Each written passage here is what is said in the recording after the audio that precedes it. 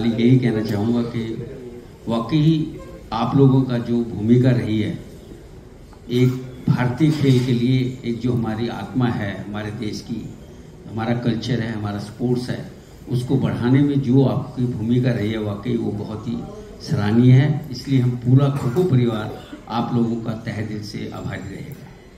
इसके साथ साथ मैं ये कहना चाहूँगा कि जो कल आप लोगों ने ये खो-खो का स्पोर्ट्स का महाकुंभ देखा, ये उस समय चल रहा था जब हमारा समाज का, हमारे देश का महाकुंभ चल रहा था। तो इन दोनों का जो समन्वय था, जो मिलाप था, मुझे लग रहा था कि उस समय पूरा भारत उस चीज़ को इस तरीके से देख रहा था, इस तरीके से देख रहा था कि भाई ये हमारी देश की माटी का जो खेल है वो इतने बड़े महाकुंभ पूरे विश्व के अंदर इसको खेला जा रहा है। और आपने देखा होगा कि जो खेल उसमें खेले गए, कोई ऐसा देश नहीं था जिसमें शारीरिक मानसिक रूप से वो तगड़े ना हो, साथ साथ वो स्किल के अंदर भी बहुत तगड़े थे। तो ये जो चीज़ें हैं, एक बहुत कम समय में जब से सुधांशु मित्तल साहब की छत्र छाया खो-खो के ऊपर रही है, तब से जो ये एक मोमेंट शुरू हुआ है, इसके अंदर इतना बड़ा प्लेटफॉर्म किसी भी संस्था के लिए, किसी भी फेडरेशन के लिए बहुत ही मुश्किल होता है। लेकिन इसको अचीव करने में जो इनके गाइडेंस, जो इनका समन्वय, जो इन्होंने हमें प्रेरणा दी, वाकई वो सराहनीय रही। और आपने देखा होगा कि कल इतना बड़ा खो-खो के अंदर इतने ज़्यादा ऑडियंस का जो प्रथम विश्व कप खो-खो का था, उसका जो समापन हुआ है, उसमें वर्ल्ड कप जीत के भारत के ताज पर 4 चांद लगा दिए हैं। गर्व से सिर ऊंचा हो गया है।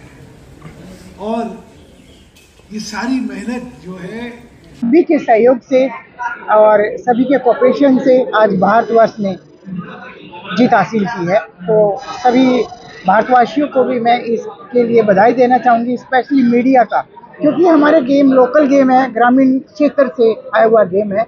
अगर मीडिया नहीं होता तो इतनी पॉपुलरिटी नहीं मिलती। तो आप लोगों का भी मैं तहे दिल से धन्यवाद करती हूँ कि हमारे इस देसी गांव गलियारों के खेल को इतनी ऊंचाइयों तक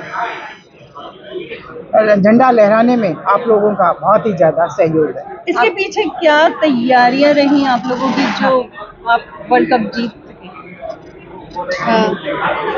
हमने इसके लिए जो हमारे सीनियर नेशनल लेवल पे जो कंपटीशन ऑर्गेनाइज किए जाते हैं, उनमें से हम अच्छे खिलाड़ियों का चयन कर लिया जाता है, जिसमें हमारी सिलेक्शन कमेटी होती है। और मैं भी एज ए कोच होने के बावजूद भी मैं अपनी सिलेक्शन कमेटी की मेंबर भी हूँ।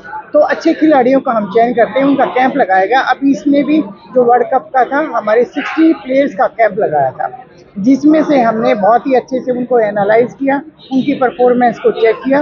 और जिस हमारे गेम में जितने बच्चों की जिस फील्ड पे कौन सी पोजीशंस पे हमें जरूरत थी, उसी के अकॉर्डिंग हमने अपनी टीम का चयन किया। जीत का कितना प्रेशर होता है खिलाड़ियों पे? जीत का प्रेशर होता है, कभी भी कंपटीशन को हल्के में नहीं लेना चाहिए।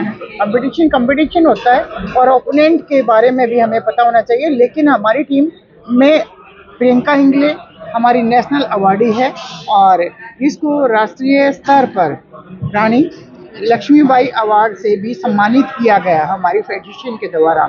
और ये पहले एशियन चैंपियनशिप भी खेल चुकी और उसमें भी ने गोल्ड मेडल जीता है। इसी तरह से हमारी टीम में एक अर्जुन अवार्डी भी थी नसरीन से, और बहुत सारे इंटरनेशनल ऑलरेडी प्लेयर है। बहुत अच्छी बैलेंस टीम है। उसके बावजूद भी हमने अपनी हर टीम के साथ, जिस भी कंट्री के साथ मैच खेलना था, उसी के अकॉर्डिंग हमने प्लानिंग करते थे और अपनी स्ट्रेटेजी और टैक्टिक्स के साथ हम मैच खेलते थे। रानी लक्ष्मीबाई का खिताब मिला है, कितने एक्साइटेड हैं? बहुत एक्साइटेड हो, क्योंकि हमने नेपाल के साथ जो हमारा मैच हुआ उसमें हमने जीत हासिल की है। और मेरी कप्तानी में आज हमारे इंडिया में हमारा वर्ल्ड कप आया है, तो ये मेरे लिए बहुत प्राउड मोमेंट है। और मैं खुद को बहुत सौभाग्यशाली समझती हूँ कि मेरी कप्तानी में आज ये हिस्ट्री बनी है, तो मैं आज बहुत खुश हूँ।